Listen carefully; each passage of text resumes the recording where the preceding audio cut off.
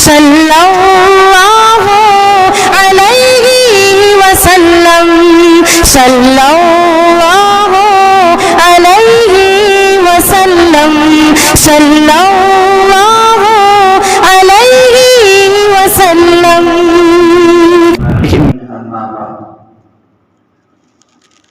أعوذ بالله من الشيطان الرجيم. بسم الله الرحمن الرحيم. ألف لام را كتاب أنزلناه إليك لتخرج الناس من الظلمات إلى النور بإذن ربهم إلى صراط العزيز الحميد. وقال تعالى إن هذا القرآن يهدي للتي هي أقوم. صدق الله العلي العظيم. قال النبي صلى الله عليه وسلم تبرك بالقرآن فإنه كلام الله. اللہ تبارک و تعالی نے امت محمدیہ کو بہت ساری خصوصیات اور انعامات سے نوازا ہے.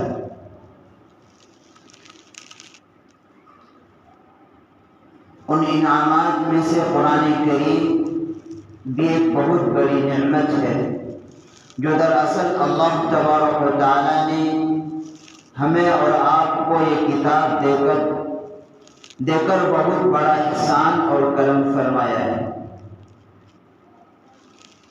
یہ کتاب ہدایت ہے. یہ کتاب بھولے بھٹکے انسانوں کو سیدھا راستہ دکھاتا ہے. یہ کتاب ذلت میں پڑے ہوئے انسانوں کو عزت عطا کرتا ہے اور جن لوگوں کا تعلق اللہ سے کٹ گیا ہے اس کو اللہ سے تعلق پیدا کراتا ہے.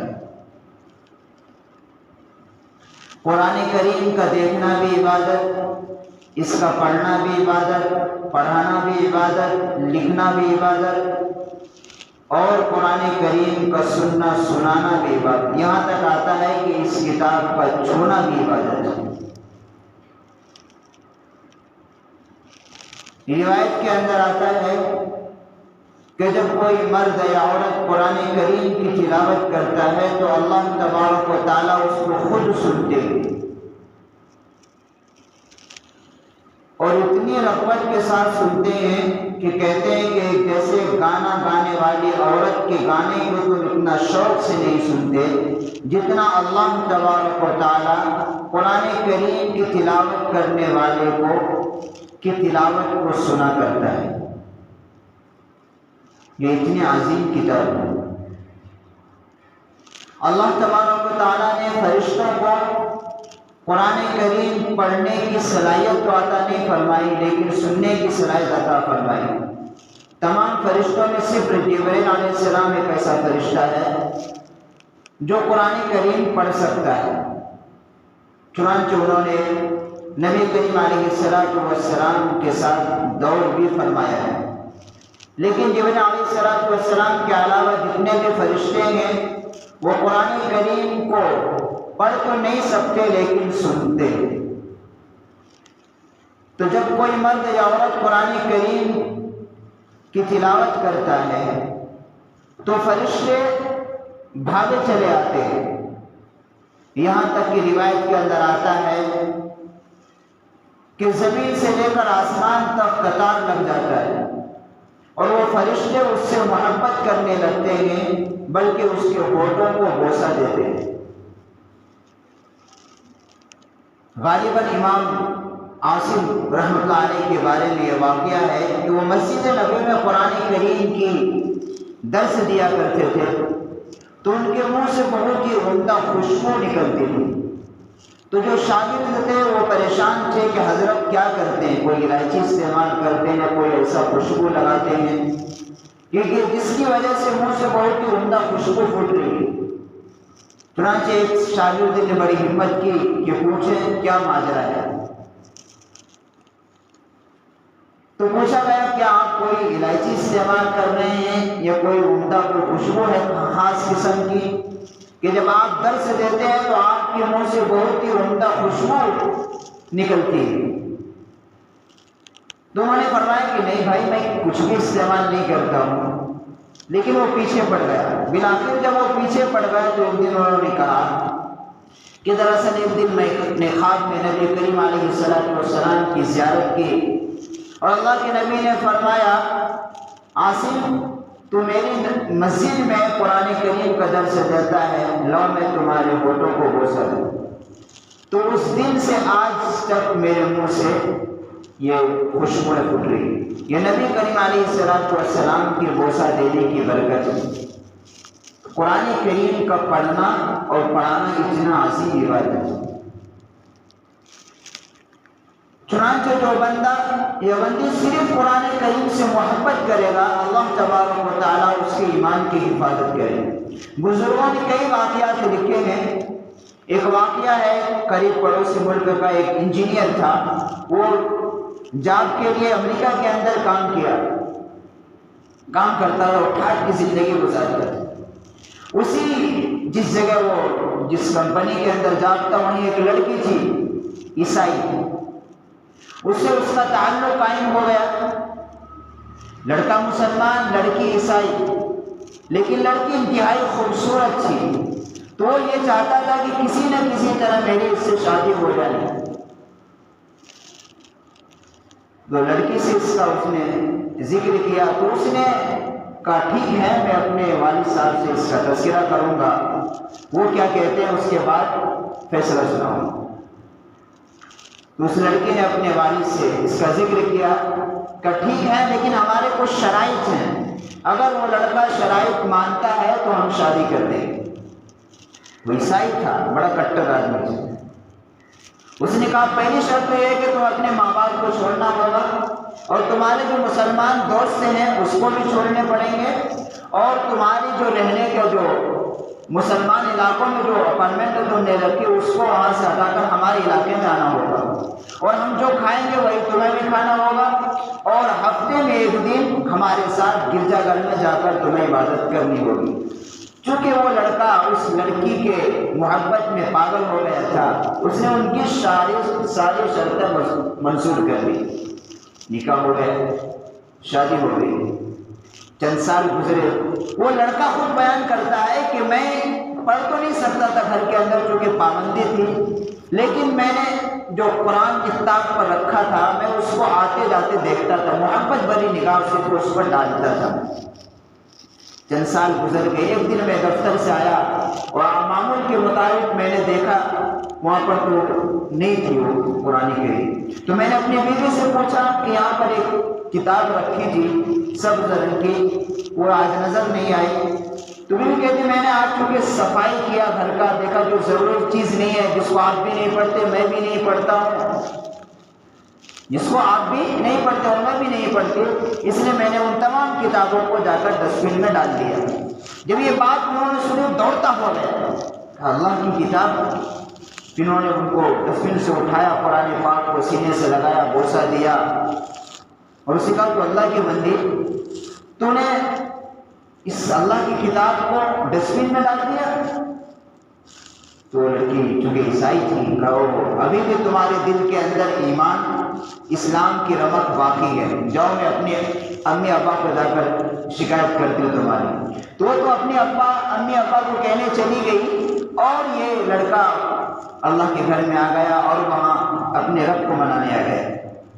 انہوں نے خوب دعا استغفار کی، اللہ تبارک و تعالیٰ نے اس کے ایمان کی حفاظت کی۔ انہوں نے چنانچہ اس نے لڑکی کو طلاق بھی دیا، ایک مسلمان لڑکی سے شادی کی، اور باقیہ زندگی بڑی پاک صاف زندگی گزاری۔ تو صرف اس کو محبت بری نگاہ سے دیکھنے کی وجہ سے قرآن پاک کو اللہ تبارک و تعالیٰ نے اس کی برکت سے اس کے ایمان کی حفاظت کروائی۔ ایک واقعہ اور لکھا ہے بزرگوں نے کہ ایک ہندو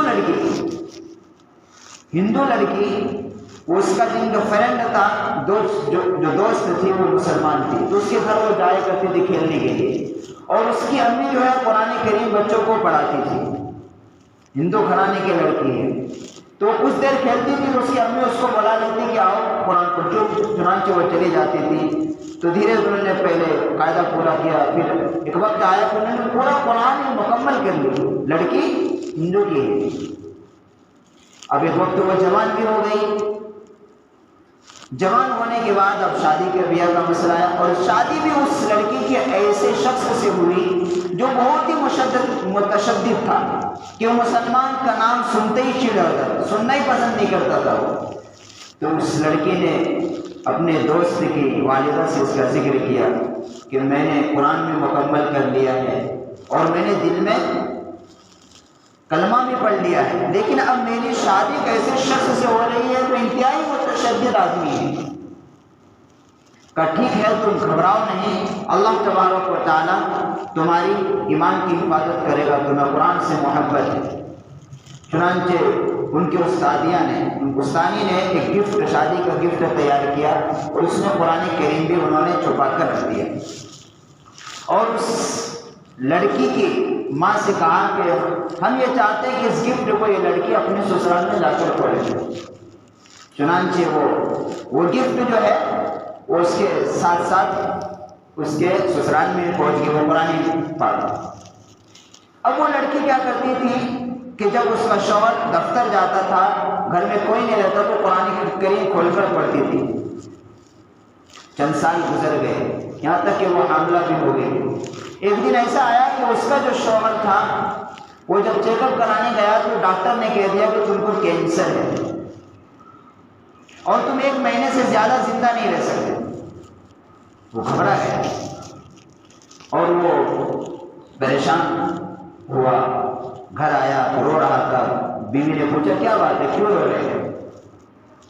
کہا کہ تو اتنی خوبصورت ہے لیکن میں جو ہے اب 1 مہینے کا صرف مہمان ہوں، ڈاکٹر نے مجھے کہہ دیا ہے کینسر ہے، تم صرف 1 مہینے زیادہ سے زیادہ جی سکتے ہو۔ اس نے ان کو تسلی دی کہ تم گھبراؤ نہیں، میں ایک تدبیر کرتی ہوں، اگر اللہ نے شفا دے دیا تو تم میری شرط مانو گے۔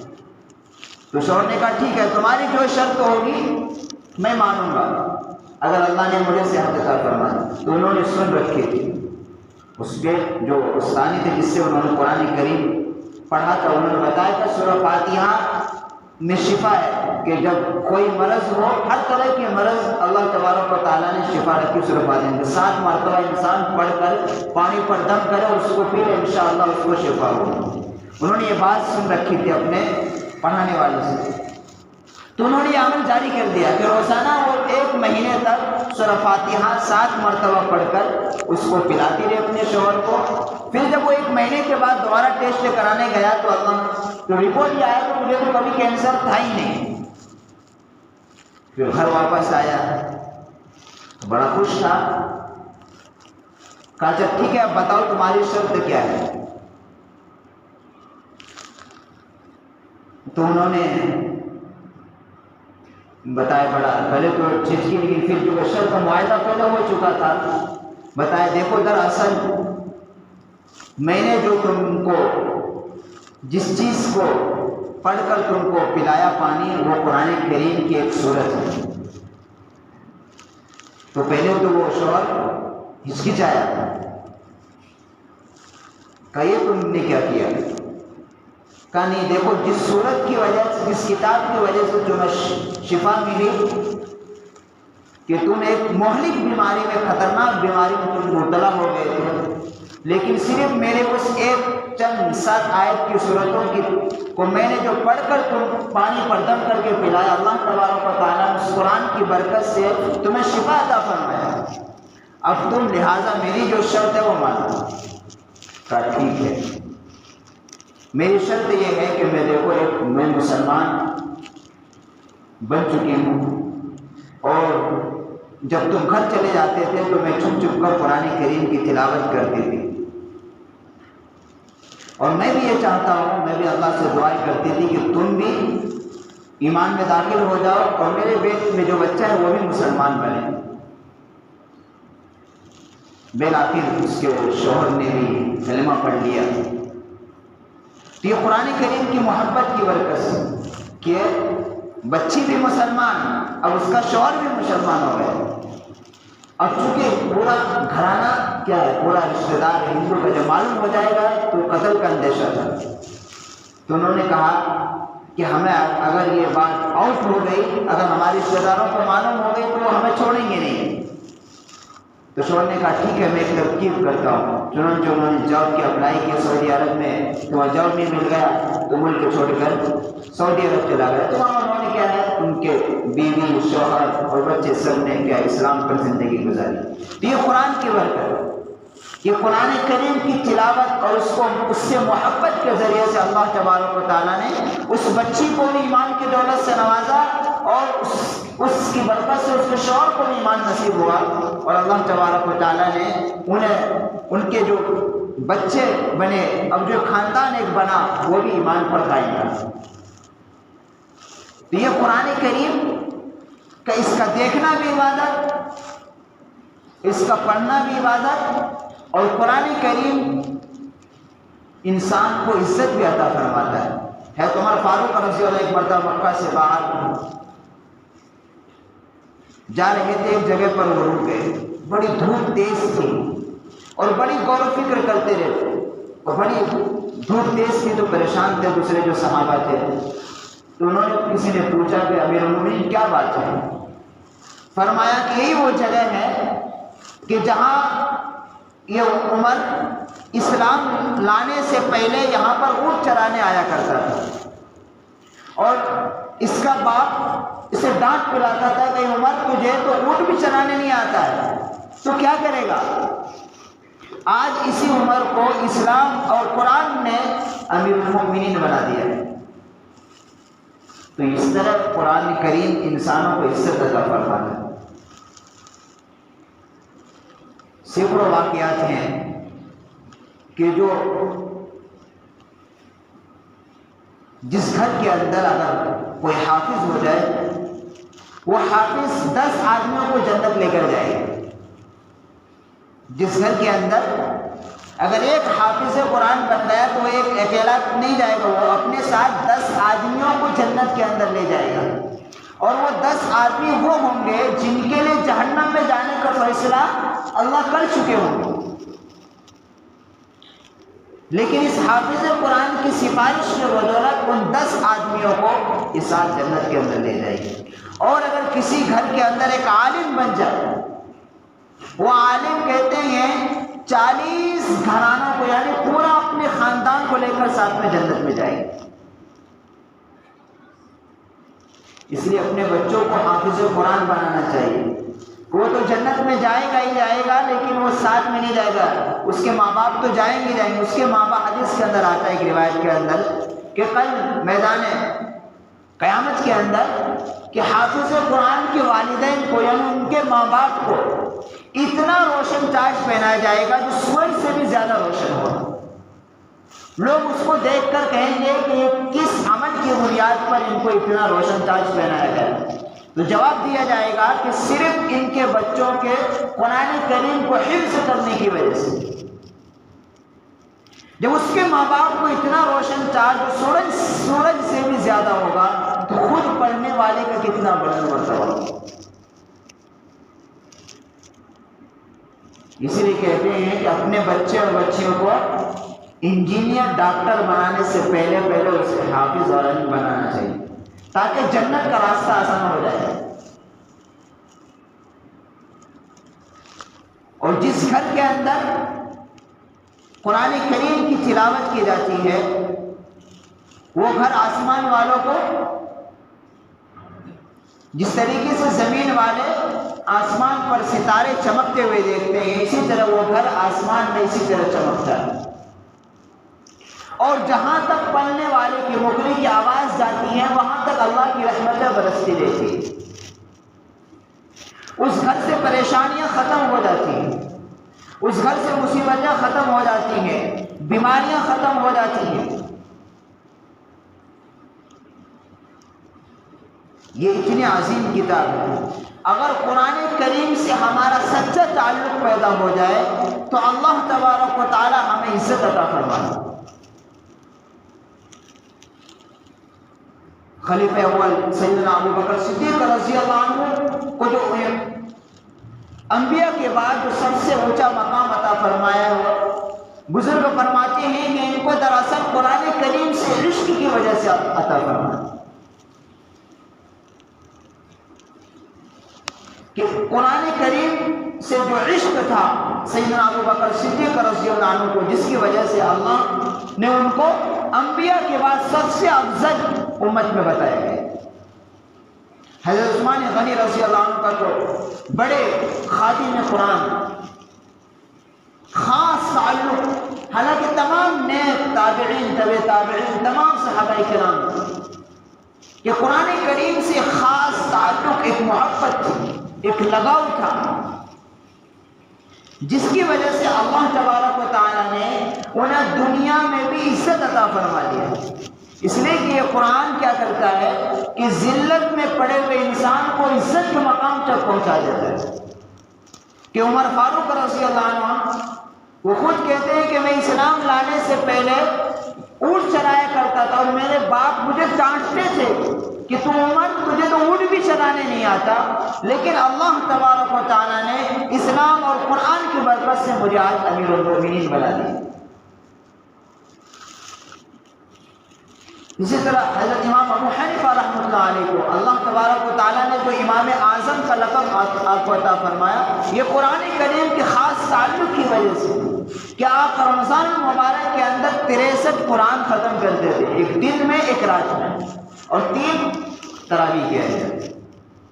یہ امام شافعی کا حال ہے، ان کا واقعہ لکھا ہے کتابوں کے اندر، ایک سفر کہیں جا رہے تو 16 دن لگے گئے تھے، ان 16 دن کے اندر 16 قرآن مجید کو ختم کیے۔ اب بھی بہت سے ایسے اللہ کے بندے اور بندیاں ہیں جو روزانہ ایک قرآن کریم ختم کرتے ہیں۔